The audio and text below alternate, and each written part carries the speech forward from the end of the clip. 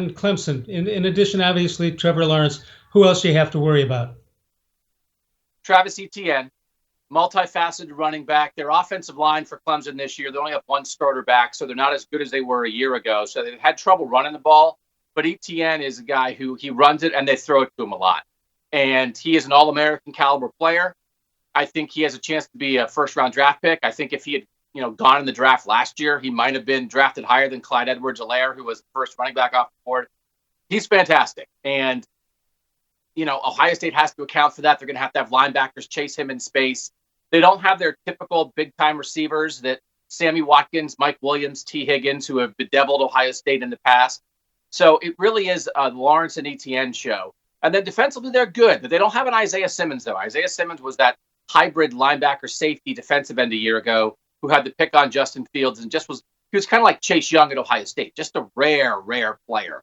Not many guys like him. They don't have a guy like that, but they're pretty good at cornerback.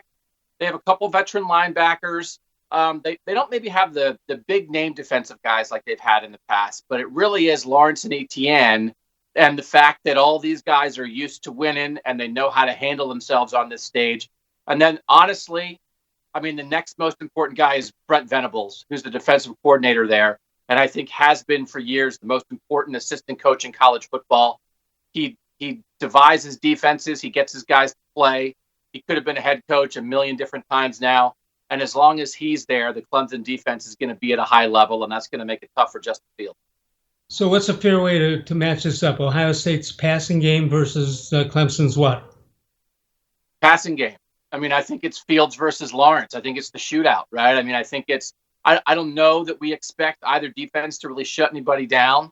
But if Justin Fields isn't great, Ohio State, I don't think can win. Now, as we detailed, Justin Fields the past couple of games hasn't been as good. And as we detailed, Trey Sermon, I'm telling everyone's last name is Lawrence. I really like Trevor Lawrence. He's a good player.